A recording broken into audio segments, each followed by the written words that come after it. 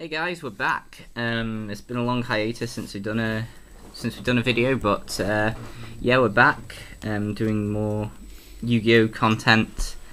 A lot of deck profiles and stuff we want to go through. The games. I think after a long time, I think the game's looking a lot more interesting now. I think the last time it was this good, it was what was it? A few years back. You think the game's interesting? It's all Dragon Ruler and Spellbooks at the moment. Well, it's looking to be interesting in the next format, I think, personally, because it looks like there's going to be a lot of good decks going to flow around. Hopefully, the Dragon Ruler Spellbook thing's only going to be a temporary thing. I still want to see them be strong decks in the next format, but not this ridiculous that they are at the moment, because I'm getting pretty sick and tired of seeing them everywhere. Yeah. Yeah.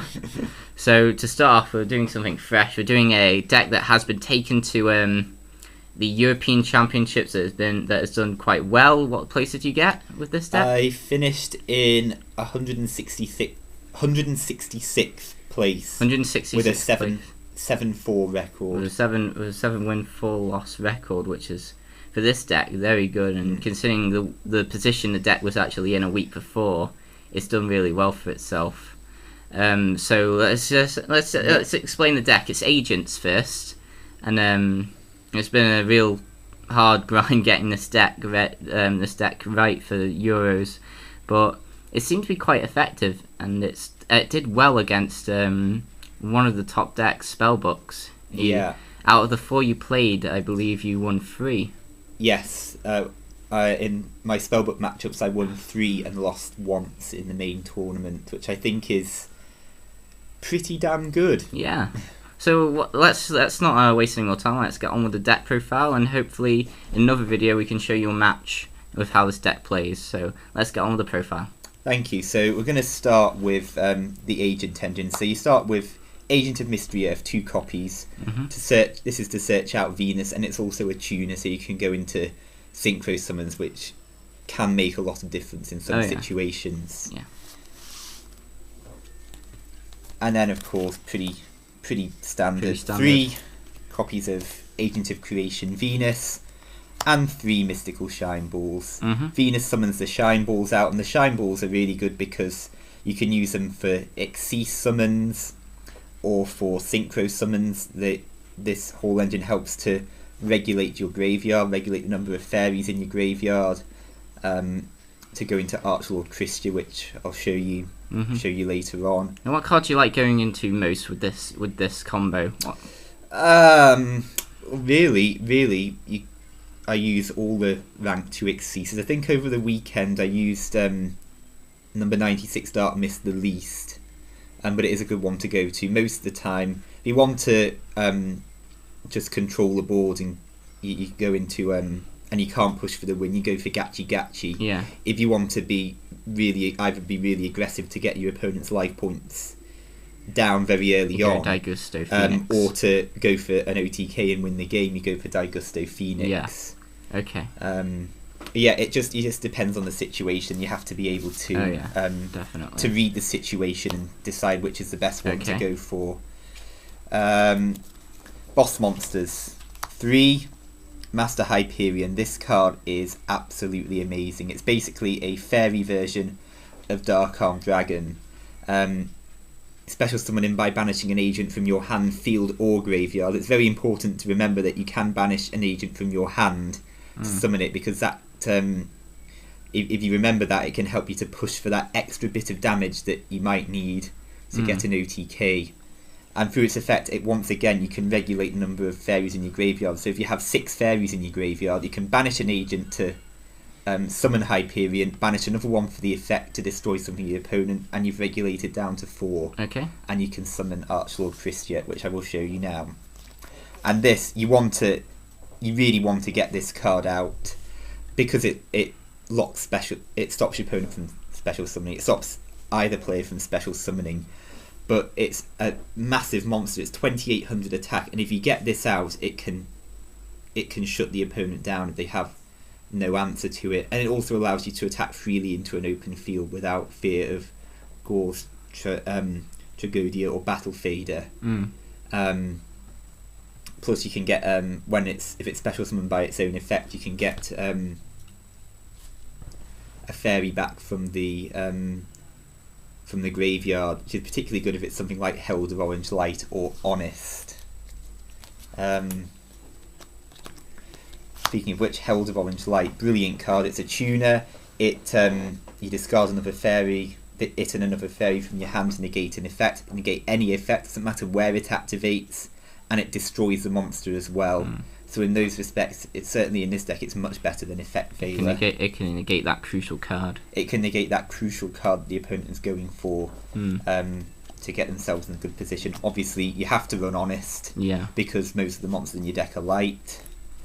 And I love this card, I really do. This is Gel and Duo. For those of you who may not know what it does, it can't be destroyed by battle, but if you take any damage at all, it's automatically destroyed. Not usually a problem, because you usually play this in defense position. Although it's got a decent attack, so you can attack with it if you have to. It gives you access to level 6 synchros with Agents of Mystery Earth, and rank 4 Exceases. It's a good wall that can keep you in the game for a very long time, and you can also, it can be used as if you tribute summoning a light fairy type monster, you can use this one card as 2 tributes for that tribute summon. So it just gives you another way to get Hyperion and Christia to the field. It's a really good card. I run Trooper Agents, so run 2 card Troopers. This card is amazing. It just loads your graveyard with fairies, speeds up the deck so much. You get a draw when it's destroyed. It improves consistency. I don't know what else to say about that. This card is absolutely brilliant. It provides a good presence early on as well. And it does provide a good presence. If you've got if your opponent set a lot of cards early on and you summon Card Trooper, you feel quite in a good position, because it makes the opponent decide they actually want to waste anything to get rid of it. So it's really good in that respect. And it's an activation cost as well, the effect. So even if Skill Drain or something is out, you can still mill the cards, even though you won't get the attack boost.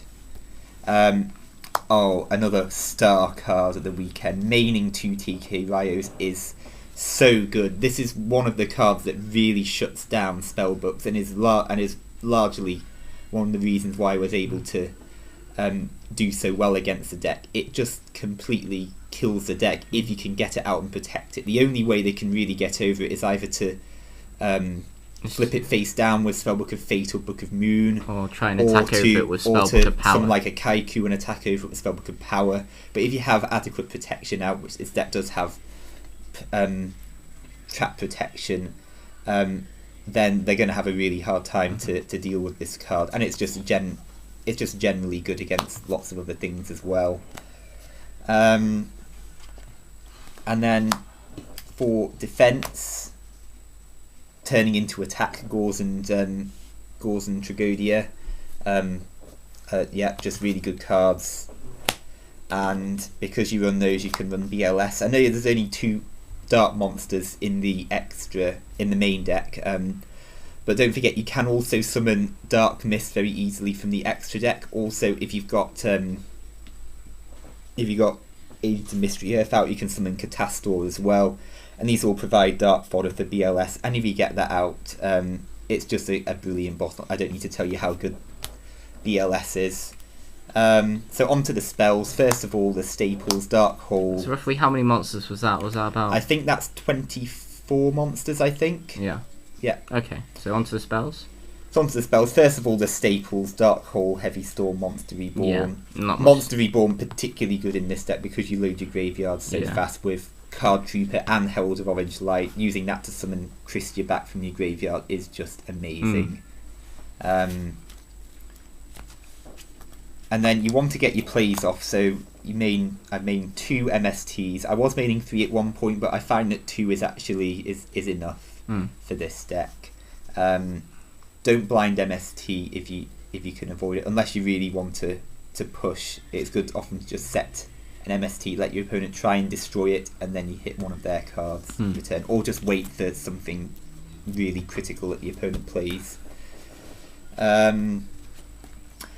This card, Pot of Duality. Without this card in the deck, it just the deck just isn't good enough. This card is one of the key cards that makes the deck, because it just adds so much consistency. I mean, you rely on getting your agents and your boss monsters to your hand as soon as possible, and this really does do that. And you can just set up on turn 1 without special summoning. I'm so glad I decided to put this card back in the deck, because it just really helps so much that you have to run duality in this deck. 1 Forbidden Lance to protect your cards, so again you want to get your plays off. And I was using enemy controller for this weekend just to be a bit more aggressive and to go for a push if I had to. Didn't really draw it. Don't think it's that good in this deck as I thought. I'd probably replace it with a second lance. Onto the traps now, pretty standard. Solemn Warning and Solemn Judgment. Don't need to really explain that. Torrential Tribute. Explain that. This is one of my favourite traps at the moment. 2 copies of Compulsory Evacuation Device. I mean, what can I say? It's chainable. It just clears big monsters off the field. You can activate it in response to the opponent's MST and they get a nasty surprise, or you can use it to protect your own monsters if you want to, like bounce a Venus back that's been effect veilered back to the hand so you can go again next turn. It's just so many uses, and I would recommend that if you have the space in your deck, most decks should be running that card, unless it's something like Dragon Ruler. And then the other star trap is 2 Call the Haunted, just to keep replenishing your field with boss monsters. Or if it's going to be destroyed, you can chain it and summon a card trooper back. The card trooper gets destroyed and you get a draw off it. Three's too many, 1 isn't enough. 2 is the right number for this deck. Yeah, let's quickly get through the extra and decide. Am I going too slowly? About 12 minutes now, so. Oh, that's fine. We want to keep it a good Rank time. 2's Gachi Gachi is for protection. Daigusto Phoenix is for aggression. As I said earlier, it's just about knowing when it's the right time to summon those cards. And then Dark Mist, brilliant card. It can put the opponent under so much pressure just to get over it, and the attack boost it gets is permanent, so it can get to ridiculous attacks. I think I managed to get this over 3,000 attack on a couple of occasions. So it's a very good card, Dark Mist. Just a couple of rank 3s to use with like Trag and Venus, just if you want to, Leviathan, Dragon and Zen mains, just in case. It's always good to have those in. Because you run Gel and Duo TK Raya, you can rank 4 in this deck, so it's good to just have a couple of those. Utopia, I like Utopia a lot. It's just your standard staple rank 4, and Gaga Cowboy is in there just really just in case you need to finish the opponent off. Armory Arm, always good to have it in, but never really used it over the weekend, but it's just a great card to have everyone to go for that extra bit of aggression, and it's light, which always helps. Catastor, really good. You have to run Catastor in this deck. It's relatively easy to make. My preferred level 6 Synchro Gaia Knight, just because it's I mean, there are other level 6 Synchros, generic ones that have good effects, but I just prefer the sheer attack boost of it. At 2600 attack, and get over a lot of problem cards the opponent has. And I had actually summoned this in an OTK over the weekend, which felt amazing. Level 7s, Black Rose Dragon and Ancient Sacred Wyvern. If you're running level 7, you've got to run Black Rose. And Ancient Sacred Wyvern is really good. I only summoned him once the entire weekend, but it was to win a match, and it just allows you to OTK, and it's amazing, and you should be running it in any agent deck. It's just brilliant. Oh yeah. And just a couple of level 8s. I actually summoned Scrap Dragon once the entire weekend, again going through an OTK. Stardust Dragon, not so useful. I might replace that with something else, maybe either Colossal Fighter, Red Dragon Archfiend, or Thought Ruler Archfiend, because he wasn't. I don't think he's that good. I mean, I'm just not sure on that yet. I think in this meta, there's just too much that can stop it. Yeah, I'm there's not a lot sure. more focus on banishing and negation than destruction, which is, it's kind of true, but you still have bottomless. Yeah, used a lot. And finally, just level 9 because I can, and it's good to have it just in case. Mistworm. Let's quickly just look through the side deck and just tell us what the matchup was for. Well, first of all, these cards were all supposed to be for Dragon Ruler, although I didn't end up actually siding in these cards, and I'd probably do things differently in hindsight. But 2 Fossil Diners to protect the Fossil Diners, just some extra back row, so 1 Bottomless and 2 D-Prisons. This card was the best card against Dragon Ruler, and I'm so glad I sided this in. 2 copies of Electric Virus. Now I want to explain this a little bit, if that's okay. Yeah. We're already over time, so there's no time limit anymore, is there? Yeah. Well, it just takes so longer to upload. Okay. But let's explain it, because this looks like an interesting choice. Well, the card you want to use this against in Dragon Ruler is Draco Sack.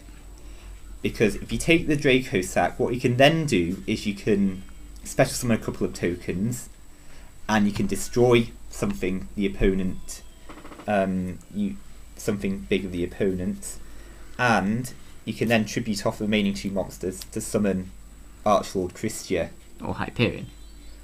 But Archlord Christia ideally. But Christia is the preferred choice. Yeah, because then that shuts them off from special summoning anything else. It's just annoying if they have breakthrough skill in the graveyard, which I have to say my opponent did. Yeah. So we could then just shut off my Christia.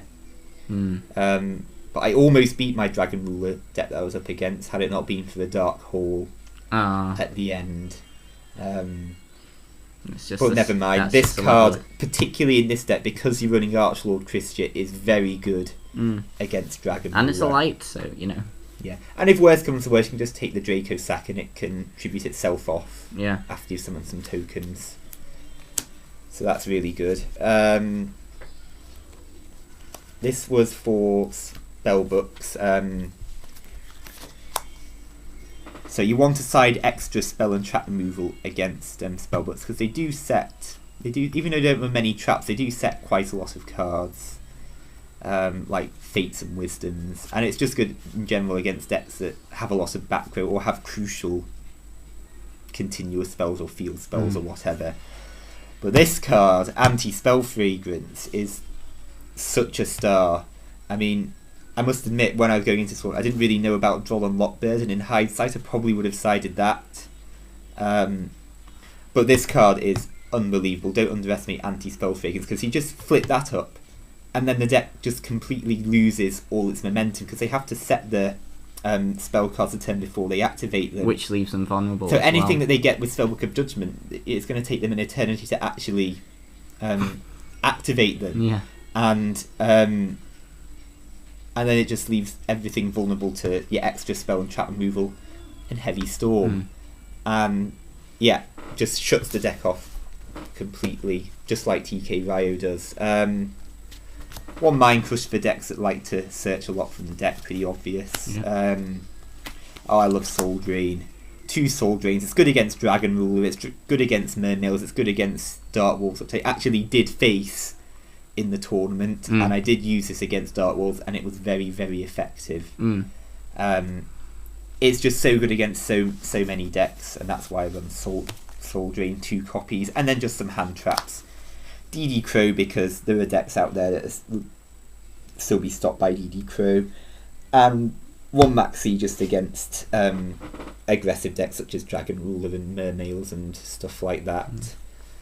I think of what you built here, you've built a very competent and effective strategy, and I congratulate you for making it so far. Well, there are certain things that I do differently. I change my siding strategy considerably. I would consider replacing Stardust with something else in the extra deck, and I take the enemy controller out for the second Forbidden Lance. But apart from that, I mean, the deck still runs really well, and was so much fun to play with, and just, in my opinion, just so much better than playing one of the meta decks, and just so much fun to take down spellbooks all day. Yeah, that was great. Yeah.